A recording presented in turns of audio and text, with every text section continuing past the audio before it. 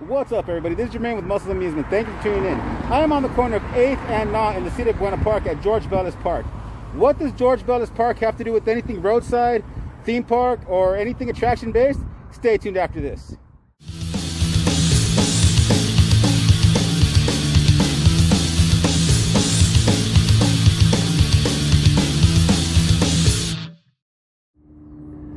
Alright, what's up, guys? Now that the coast is clear, before we get on our walk, please remember, hit the like, hit the subscribe. Let's go on with the adventures. Thank you for tuning in. My name's Jermaine. Let's go for a walk. Like I said, I'm at George Bellis Park here in Buena Park. 53 years ago, though, it looked nothing like this. It was actually called the Japanese Village and Deer Park. So, what was the Japanese Village and Deer Park? The Japanese Village and Deer Park was a cultural extravaganza that was brought to us by Alan Parkinson that owned Movieland Wax Museum. He went to Japan, visited the Deer Park in Nara, Japan, and thought he would want to do that here in Southern California. So he created the Japanese Village and Deer Park here in Buena Park. Yeah, so it was once a great park. Now it's a small park. And then over on the other side is office complexes. The entrance to the park was actually over where the offices are. There's a street there called Village in homage to the Japanese Village. So that's kind of cool. Buena Park decided to keep a little bit of remembrance for it. So now you guys know. Village on the corner of Knott and Village was actually the entrance to where the Japanese garden was. That's pretty interesting. Like mentioned earlier, right behind those buildings over there, right over there, is where Village Way is, or Village Street in Buena Park. That's actually the last little homage to what used to be here. So I say we walk over there. It's about a nice little 2-minute walk. Let's check out the location and we'll go from there. So we're working our way over to the office park complex. There's the park right here, right to the side of us. The dividing wall, pretty much the dividing wall where I guess you could say the attraction ended up dying. But this is all that's left in the entrance area. It's actually called the Village Business Park as well. So I'm pretty sure because there was a park with the name Village in it, they kind of did that to do a memory, but here it is.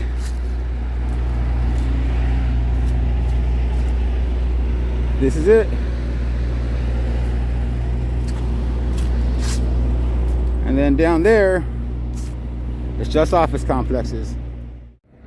That's it right there. Nothing major on the corner of Village and Knott, so didn't want to take too much time there. It's pretty boring, just nothing but office complexes. So just want to give you guys a little rundown of what was here and show that little homage, and of course get some steps in. And we're heading back to the park here. The park literally just divided by a brick wall. The park is actually 22 acres left of what was left from the original 50-something acres that the Japanese gardens had. We're approaching a nice little dog park here. Not a big dog park. Probably more for small or medium-sized dogs, but here we go. If you're in Buena Park and you want to bring your pooches out for a nice little stroll in a pretty secluded area, seems pretty safe here. So on the north end, there's a basketball court, some tennis courts, racquetball courts, some more gazebos. That's pretty much it for this park. It's not too big. There's a school over there. I think it's called Gilbert Elementary. Obviously that's closed down, but this is it for the park, for the George Bellis Park area. Nice little recreational area. Looks like there's a cool little stone there. Let's go check it out. This flagpole is pretty interesting. It looks really old. Looks like it's been here for a while. And there's that stone I was saying. It's like there's some kind of plaque there. So let's see what this is about. Here, we're walking up to the stone. Let's see what this says. In memory of those in our armed forces who gave their lives so that we might live in freedom, presented by BANG, July 4th, 1976. Be American, nothing greater. Pretty cool. Here's another little gazebo area. Very nice with the really nice grills, actually. Really good shade. It's a nice little area here. Nice little gem in the city of Buena Park.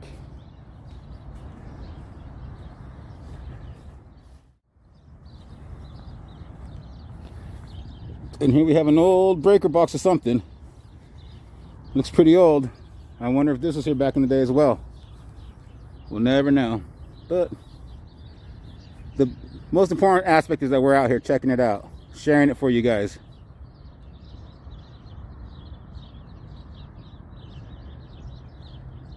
Love the sounds of those birds as well.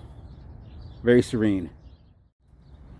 On the southwest end or southeast end of the park, nice little, another little parking lot. Some more views of the softball fields.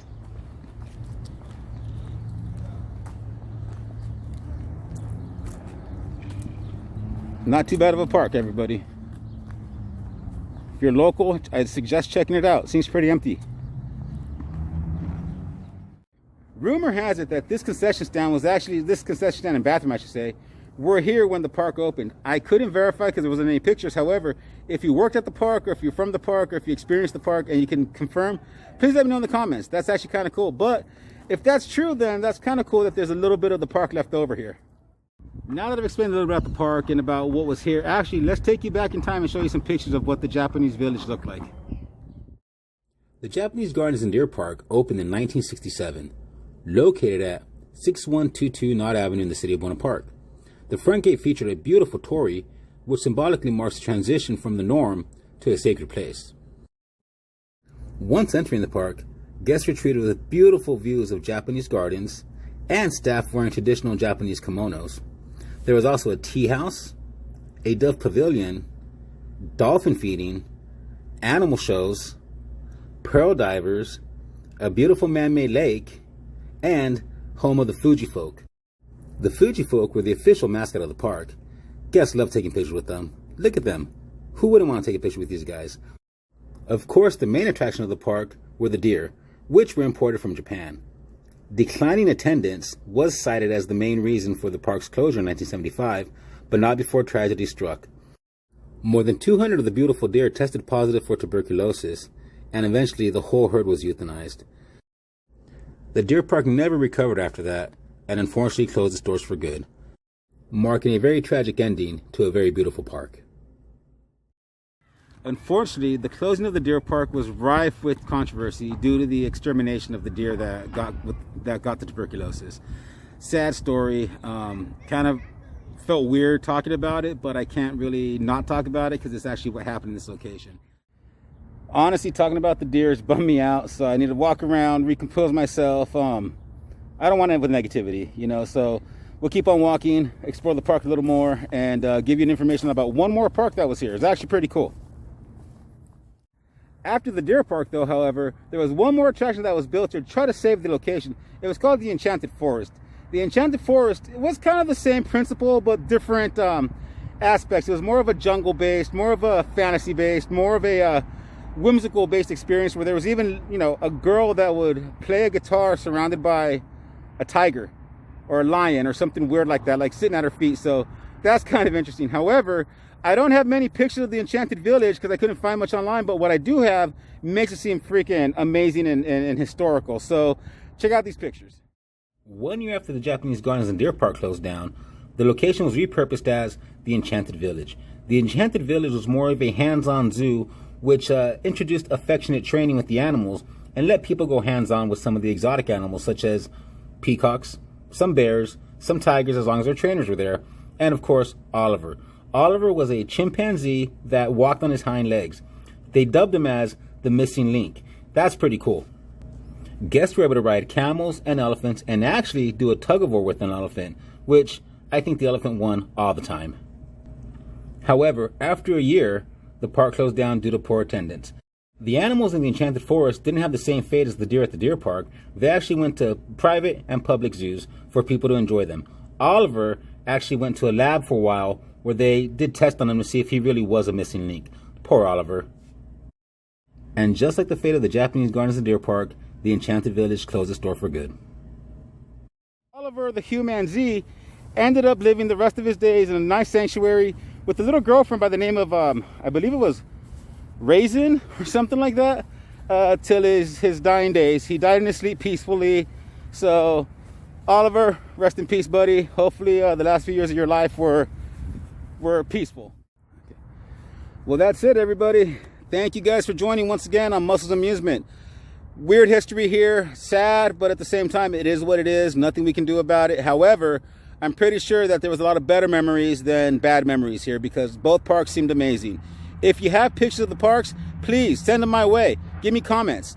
Just let me know how it was here because it was something I really like to know about. And if you haven't, hit like, hit subscribe. It means a lot to me. And on to the next adventure.